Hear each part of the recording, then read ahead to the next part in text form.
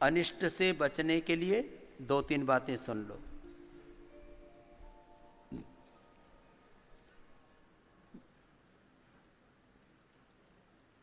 जो नदियों के किनारे रहते हैं, तालाब के किनारे रहते हैं, मछलियों को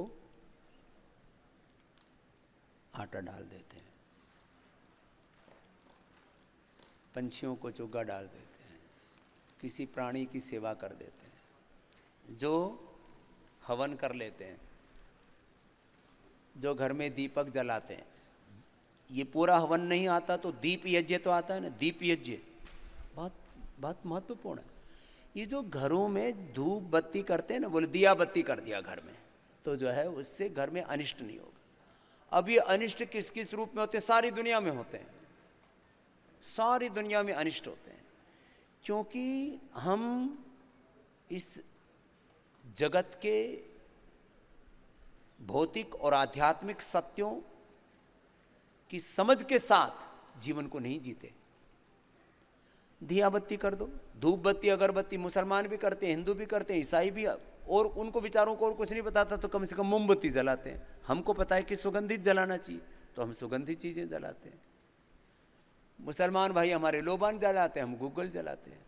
कुछ ना कुछ सुगंधित द्रव्य घर में एक बार जरूर जलाना चाहिए। जो कम से कम गौ माता का दूध पीते हैं, गाय का घी खाते हैं, या रोग विशेष होने पर गोमूत्र, कोई ना कोई गाय का कोई ना कोई पंचामृत का कोई ना कोई एक अंश शरीर में चला जाए तो शरीर की भीतर की अनहोनी, कैंसर जैसे रोग या और बड़ी बड़ी बीमारियां या बड़े बड़े टॉक्सिन्स, ऑक्सीडेंट्स, ये टल जाते हैं। ये पंचगव्य का बड़ा महत्व है। गौ माता की जो सेवा करते हैं, माता पिता के चरणों की सेवा करते हैं, उनके घर में कोई अनहोनी नहीं होती। बातें तो छोटी छोटी हैं। जो बच्चे माता पिता के उठ करके सुबह आशीष ले लेते हैं, वो जीवन में इतने ऊंचे बढ़ते हैं कि उसकी कोई तुलना नहीं हो सकती। आज मैं जो कुछ बना हूं माता पिता और गुरुओं के आशीर्वाद से बना हूं। हम छोटे गांव के बिल्कुल अनाड़ी बच्चे थे, कुछ नहीं आता था। एक दिन एक गांव के कोई बड़े आदमी आए, उन्होंने कहा माता पिता को प्रणाम करना चाहिए। कितने बच्चे अपने माता पिता को प्रणाम करके आए? तो 1-2 बच्चे थे, बाकी हम सब ने हाथ खड़े कर दिए, जो हम तो नहीं करके आए। तो सारी क्लास की छुट्टी हो गई, बोले जाओ अपने अपने माता पिता को चरण छू के आओ आज ही। तो हम गए, माता जी चक्की पीस रही थी, चक्की पीसती माता जी के। अब कभी नमस्ते तो किधर, बच्चों को शर्म आती है, फिर संकोच होता है। तो हम वैसे भी शर्मीले स्वभाव के थे बचपन में, अब तो थोड़ा सा हम दहाड़ते हैं बहुत जोर से। तो माता जी चक्की पीस रही थी और ऐसे ही चुपचाप बोले दोनों चरण छू के आने, तो एक इधर से छुआ, एक इधर से छुआ और वापस भागे। अरे छोरा क्या करने आया था? मैंने कहा माता जी जो करना था कर लिया, बस स्कूल में बुलाया है। फिर दूसरे दिन उठते ही किया।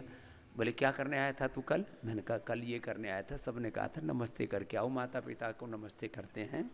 अभिवादनशीलस्य नित्यं वृद्धोपसेवन चत्वारि तस्य वर्धन्ते आयुर्विद्या यशो बलम। आयु विद्या यश और बल बढ़ता है। तो माताएं आशीर्वाद तो देती, ठीक है बेटा जीवता रहे। और फिर माताएं तो बहुत लंबा चौड़ा आशीर्वाद देते हैं।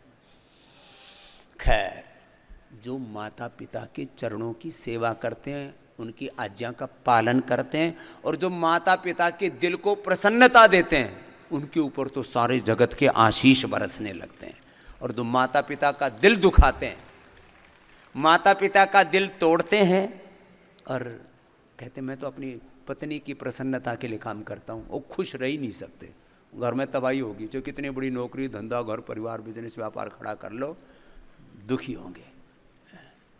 तो ये अशुभ को टालने के, अनिष्ट को टालने के, इष्ट की प्राप्ति के और अपने जो है सिद्धियों की प्राप्ति के कुछ उपाय हैं। कल पूरे बताऊंगा, आज थोड़े थोड़े बताए।